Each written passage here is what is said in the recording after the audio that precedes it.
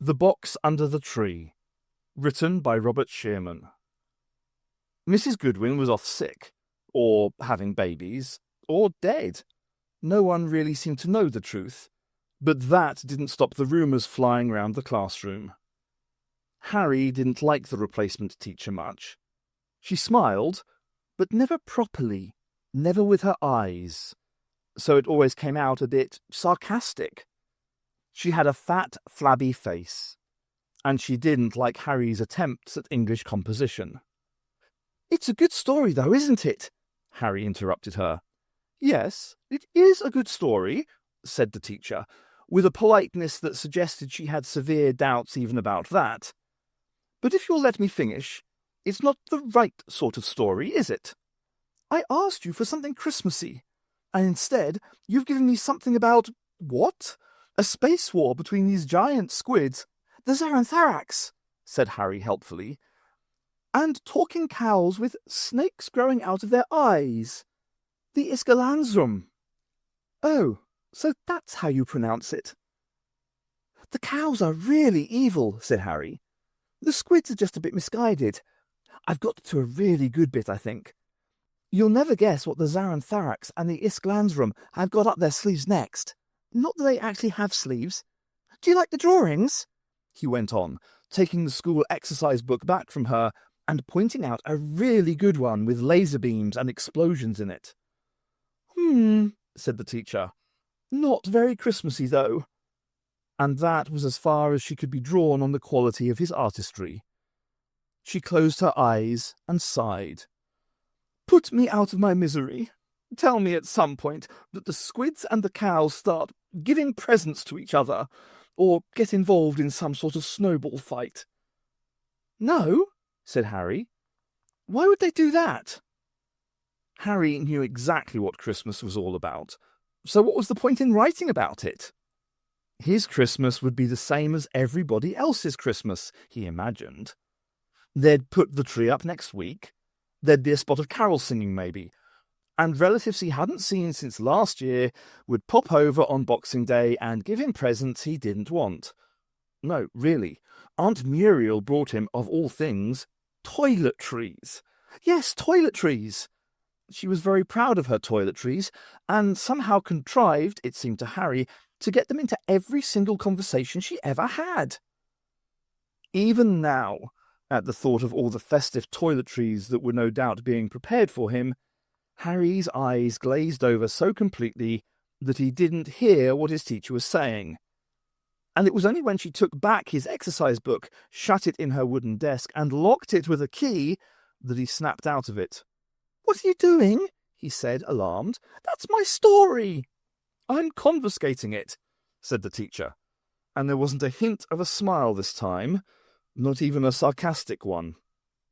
"I want the essay I asked for, and I think you'll be better off with a fresh book to write in. Those pictures you've drawn will just distract you. Too much imagination," she boomed, "is just asking for anarchy." Harry Ware was a boy blessed with a fertile imagination. But, it had to be said, it didn't feel like a blessing most of the time.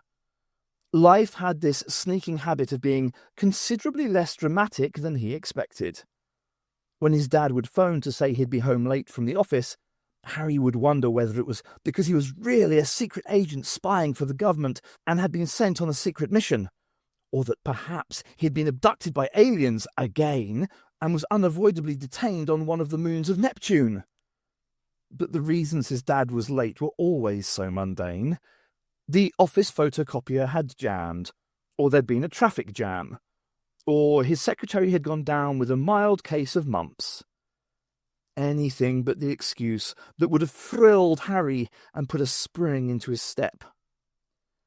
Every night he'd dream that he was special, unique, that his bedroom wasn't really a bedroom at all, that behind the wardrobe was a portal to another universe, that his little sister wasn't really a human at all, but some sort of experimental rodent walking on its hind legs. That, to be blunt, Harry wasn't plain old Harry. And the daily disappointment he'd feel waking up and finding out he was just a Harry after all was sometimes more than he could bear. And it was for this reason, on this particular Christmas morning, that he decided to get up before his parents and get a sneak preview of the presents waiting for him under the tree. He had several friends who did the same thing. They'd put the alarm clock under the pillow to muffle the sound, then downstairs they'd creep, have a peek beneath the wrapping, then do up the present again, so no one would be any the wiser. But whereas they couldn't resist finding out what toys they'd been given, all Harry wanted was ample warning. For weeks now, the pile of parcels had been growing, all in brightly coloured shiny paper, tantalising him with what wonders they could be concealing. Something alien, maybe, extraterrestrial treasure. Better that he feel the disappointment now, so that he could keep it from his face later. He didn't want to hurt his family's feelings. The first surprise was that there was a package there that hadn't been there the night before. He turned the tree lights on so that he could get a better look. 8 foot tall, oblong, an enormous box. It dominated the room, dwarfed the other presents around it. Harry wondered briefly how on earth they had got it through the door in the first place. It couldn't be for him, though, surely? But it was. He read the tag hanging from a fold of the festive wrapping paper. A jolly Santa Claus having a snowball fight with a whole army of reindeer. To Harry, it said. And nothing else. No clue who it might be from. He reached out and touched it. And beneath the paper, it was as if he could feel it hum. The second surprise was that he was, in fact, surprised. It had been years since he'd had a present that had done that. It almost wouldn't matter now what it actually was. It had done its job. But that didn't mean he wasn't going to peel off the paper anyway and look. And he did. Underneath, there was a uniform blue. And at first, it looked a bit drab in contrast to the gaudy wrapping paper. But the more that Harry looked at it, and the more he uncovered, because he couldn't help it, he was stripping away the paper now, he had to see what this box was. Harry could see that there was something odd about the blue. As if it wasn't really a blue at all. As if it was some other colour, something Harry couldn't even imagine, pretending to be a blue. This strange alien colour had sat down, done its homework on blueness and all things relating to blue, and this was what it had come up with. It was a disguise. Then lettering, Police Public Call Box.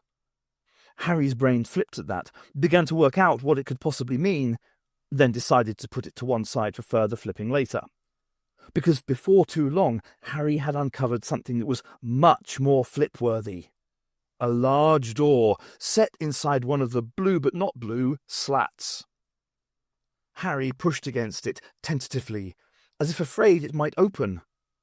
It didn't, so he pushed against it more forcefully, now wanting it to open. It still didn't. And he saw there was a lock, so he'd need a key. Where was he going to get the key from? And then he remembered what happened last Saturday at the department store. Harry had had no great desire to visit the grotto. He was too old now, surely. And the weekend before Christmas, the queue to see Santa was so long, it stretched all the way round and round soft furnishings and ended up in the lingerie department. But when Mum had suggested they should give it a miss this year, his sister had begun to cry and stamped her foot, and she was still at an age when foot stamping had some sway in an argument. So they all stood in line for over an hour. Harry bored, Mum bored, the sister jumping up and down with excitement and singing the first line of Rudolph the Red-Nosed Reindeer over and over again, before at last they reached the entrance to the little cave. The sister went in and emerged a few minutes later, a grin all over her face, and carrying a little gift and a balloon. "Your go, Harry," his mum had said, and Harry had shrugged. And this was the funny thing. Harry could have sworn he'd said, "That's okay, Mum," and they'd all gone home. But now, here was a different memory altogether. How very odd. "You'll go, Harry," Mum said. "Okay, Mum, I won't be long," Harry replied, and in he went.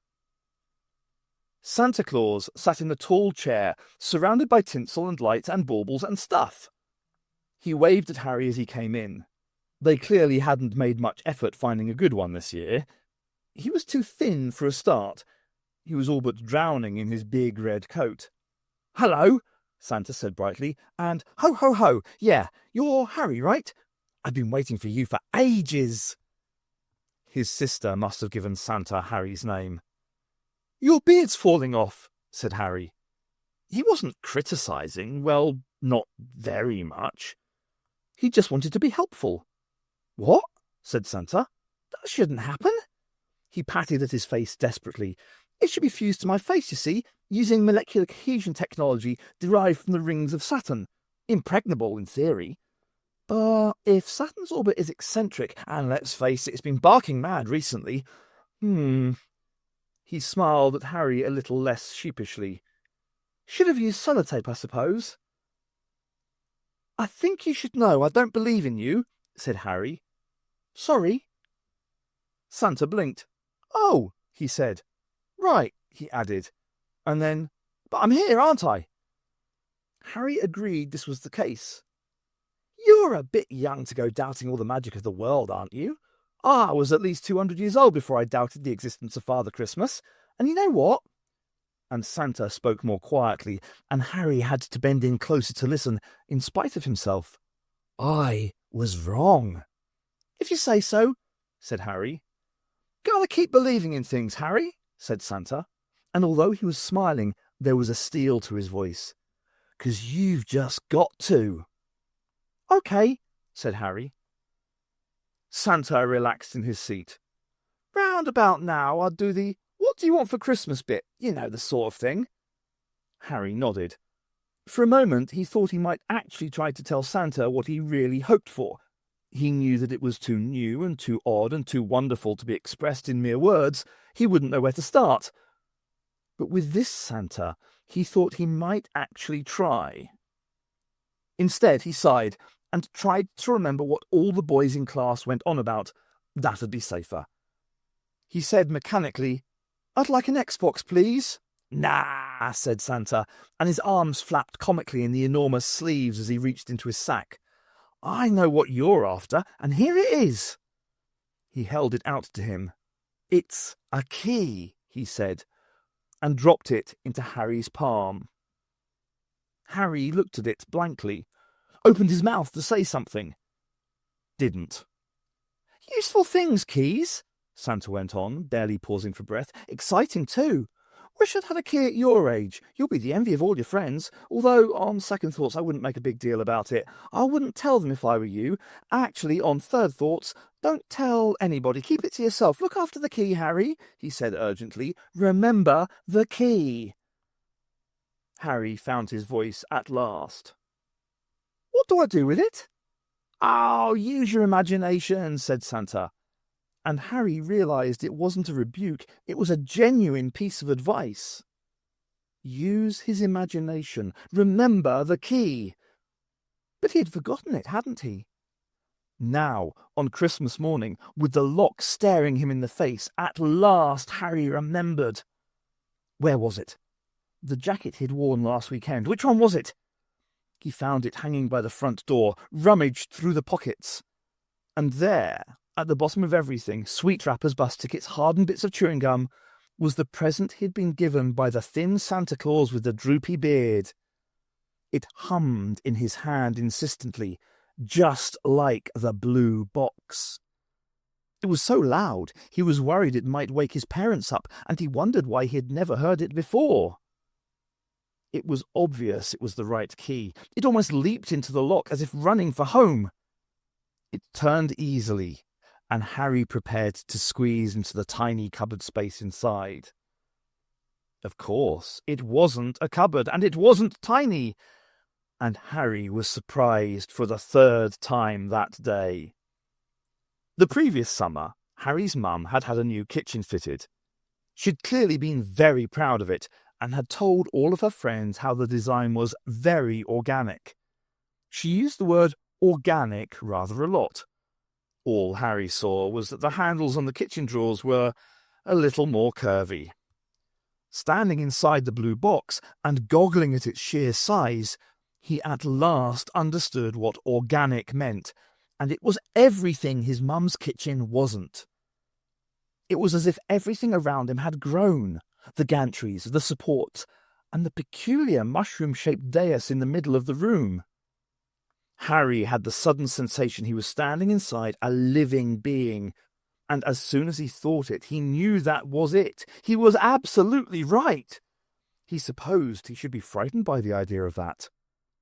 But in a way, he had never felt more safe or more at home. He took a closer look at the console. Switches and levers and buttons were fighting for space on it. Some as futuristic as Harry's wildest space story imaginings. Others the sort of things that would look old-fashioned in Grandad's garage.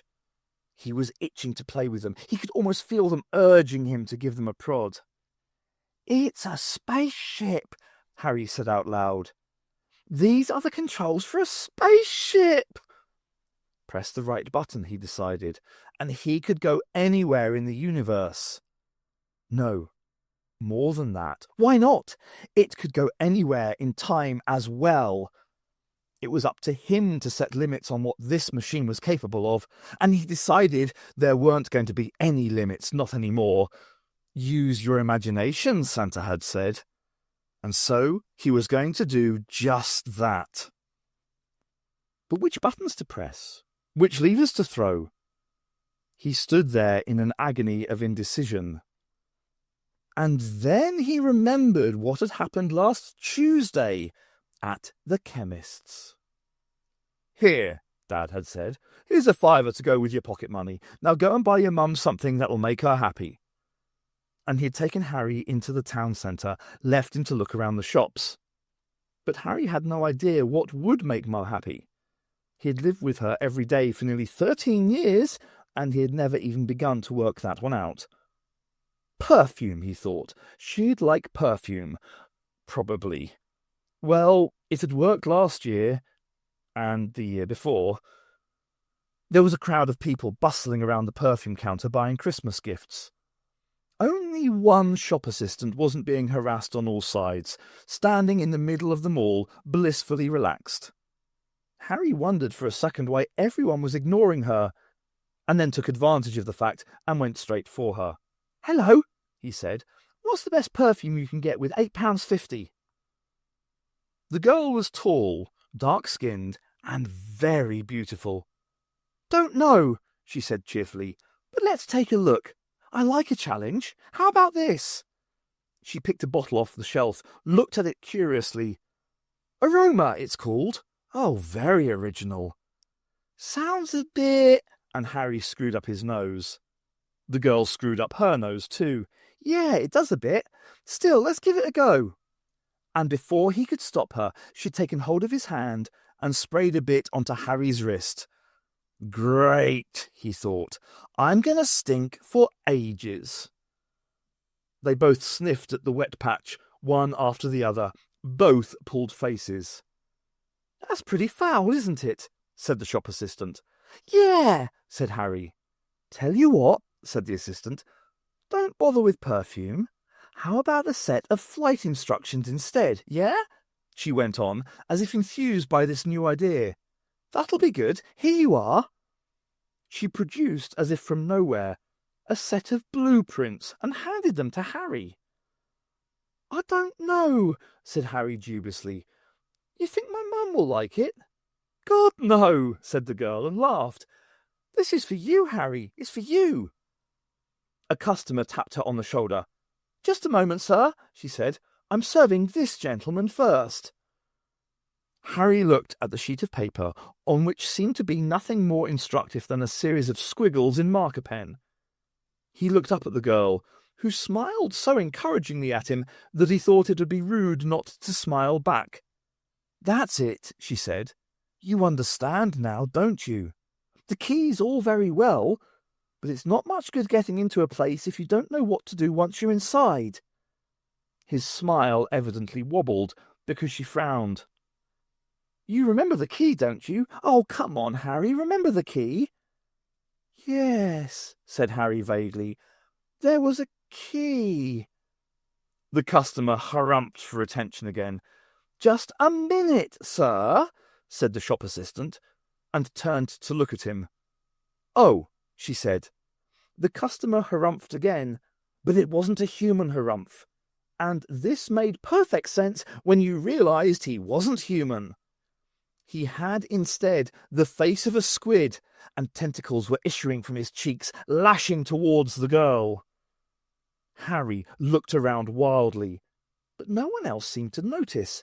They were too busy fighting for last-minute savings on toiletries.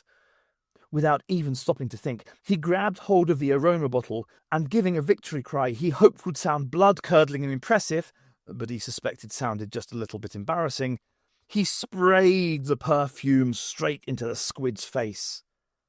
The effect was immediate. The tentacles let go of the assistant, the harumphing turned to a squealing, and the monster ran away into the crowd. Are you all right? Asked Harry. And then, with no little pride, I remember the key. The girl looked none the worse for wear. That's good, Harry, she said, getting her breath back. The key and the instructions, 2 things to remember. It's very important you remember. Harry nodded, stuffed the paper into the satchel. Already the attack of the monster seemed a distant memory, nothing to get too excited about. There were other things he needed to ask. And what about a present for my mum? Oh, said the assistant confidentially, if you want my advice, don't bother with cheap perfume. She'll wear it once to be polite, then pour it down the sink.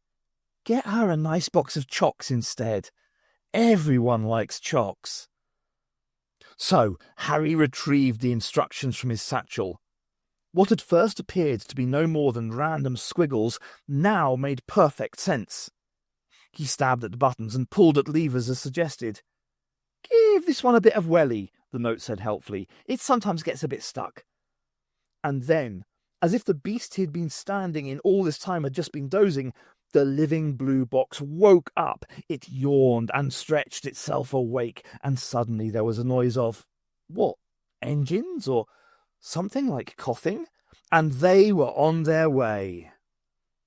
Harry didn't know where, and he couldn't help but laugh with the excitement of it all. And then the coughing stopped. The doors were flung open, and outside he could see nothing. Absolutely nothing. He went to the doors and looked out. Oh, he said. As exclamations went, it was hardly equal to the occasion, but it was the best he could come up with in the shock of the moment. It wasn't nothing, not at all. It was space. Beneath his feet, planets spun and stars dazzled, and even as he marvelled at them, they were obscured as spaceships flew into view, big and bold and bulky, with cannons and guns and everything. The ships that looked a bit like flying saucers fired on the ships that looked a bit like tanks, and the laser beams were purple and green and silverish. Harry supposed he ought to have been frightened, standing this close to an intergalactic war. But if anything, it felt like home. That what he'd been dreaming of in his head for so long was there to see at last. As he watched one of the spaceships explode into a burst of flame, the view beneath him slowed down, then froze. And Harry realized why it all seemed so familiar. This is my story, he said out loud. This is my picture. The blue box gave a grunt that might have been congratulatory. The doors slammed, the floor shuddered, and Harry was travelling again. Once again, the doors opened, and Harry prepared himself for what? An alien planet? Pink skies and twin suns? What he saw instead was a row of lockers. And not alien lockers either. These were your common or garden lockers. He couldn't help but feel a little disappointed. He stepped out of the box and realised that he was in the corridor leading down to his classroom. The school should have been shut up for the Christmas holidays, surely, but as he peered through the glass of the classroom door, he saw something which shocked him even more than the solar system ablaze. "Oh," he whispered, no longer even bothering to try at an appropriate exclamation. This was too big a shock to worry about things like that. "It's a good story, though, isn't it?" said a little boy to a teacher. And the little boy was him. He saw the teacher with the cold eyes and the sarcastic non-smile take his story, shut it away in her desk. Then both of them made to leave the room. Quick as a flash, Harry made himself look as inconspicuous as possible, and pointedly studied the notice board as if he were particularly fascinated by the activities of the Year 8 girls' hockey team. His heart steadied, and he allowed himself a sigh of relief when both teacher and the other him passed by without giving him a second look. And once he was sure the coast was clear, he opened the door to the classroom and went in. He didn't have a clue what was going on, but Harry knew it had to be something to do with that story he had written. He tried to get it from the teacher's desk, but it was locked. He wondered whether the key Santa had given him might open it, but it was no use. It was great for getting him into magical boxes that took him through space and time, but absolutely rubbish with wooden drawers. "You've worked it out, haven't you?" said his teacher, and Harry looked up, startled. "I'm sorry, miss," and Harry tried to finish her name, and then realised that he'd never known it. She'd never given it to them. "You can't be allowed to finish it," said the teacher. And she reached up to her flabby face, picked hold of a layer of fat hanging from the chin, and with a sucking sound that quite turned Harry's stomach, pulled upwards. She threw the mask to one side. Her cow face glared at Harry balefully, the eyes growing into snakes and winding and lashing at him with a hiss. "You're Iskalandrum," said Harry. "We never knew how to pronounce it," rumbled what had been his teacher. "None of us could work it out, what with all the apostrophes. It's good that you've told me how to say my name before I kill you. You can't be allowed to finish it, you see." The monster advanced towards him, snake eyes ever extending, reaching for his throat. "You can't finish the picture." And then it struck Harry that although he should now be horribly frightened, he wasn't. He was just angry. This was something he had created. He had come up with the apostrophes all by himself. It was hard to think of a good name, and it had taken him ages. No one appreciated his stories. His parents were too busy to read them. The teachers confiscated them. And when at last someone did take them seriously, they grew snake eyes and tried to throttle him. Well, he wasn't going to stand for it. With a strength he didn't know he had, he pushed the big desk over. It crashed to the floor, and the cow jumped back so it wouldn't hurt its hooves. Then, with a battle cry, Harry heaved at the desk with all his might. It scooped up the Iskalandsrum, knocked it off its feet, and sent it sprawling back out of the classroom. Harry slammed the door, barricaded it with the desk, and realised, gasping, panting for breath, that he could have played for the hockey team after all. The monster gave an insane bellow and battered against the glass. Harry saw that in the crash the desk drawer had been smashed open. He grabbed hold of the exercise book, flicked to the page where he'd drawn the space battle he'd witnessed. He wouldn't be allowed to finish it? Well, it was his story, and he'd do what he liked. He stared at the picture, and it was just as he remembered. The laser beams, the spaceships, the ginormous explosions. And Harry went cold. It was finished, wasn't it? It was exactly as he'd seen it from the blue box. What did the monster mean? There was nothing to add. The bellowing grew louder, the smashing against the door more powerful. There were other cows out there now, all trying to get in, and they'd been joined by the giant squids. "You mustn't finish the picture," bellowed the Iskalansrum. "You shan't finish the picture," agreed the Zarantharax, their voices shrill and hissing. Harry stared back at the picture and realised what was missing from it. He searched the drawer for a blue crayon. A hole was punched in the door. An Iskalansrum got a hoof through. A Zarantharax joined it with something like a sucker. No blue crayon to be seen. Harry checked again, desperately. There was a green and a pink and a sort of mauve and a... "Now we have you," cried the cow in triumph as the glass shattered entirely. "It'll have to do," said Harry, and picked up the first crayon he could. And in the upper right-hand corner of his picture drew a little box, hovering over the battle. "At last," said Santa. "I knew you'd get there in the end." He charged through the door, elbowing cows and squid aside, and the shop assistant from Boots followed on his heels. "Well done, Harry. That is your name, isn't it? Yes, good. Here, take this." "What is it?" "It's a sonic atomizer," said Santa. He was now dressed in a blue pinstripe suit which fitted him better than the Father Christmas garb. When he waved his arms excitedly, as he did now, the sleeves didn't flap about as comically. "Ideal for spraying out vast quantities of cheap scent in concentrated form." He and the shop assistant were spraying to their heart's content at each rampaging monster that got too close. Harry swiftly followed their example. A Zarantharax reached out to grab him. He gave it a quick blast, and it dissolved into thin air with a despondent snarl. "Good idea about the perfume, by the way. Love it," said Santa. "Never underestimate toiletries, rubbish as Christmas presents, but good for defeating the odd alien monster."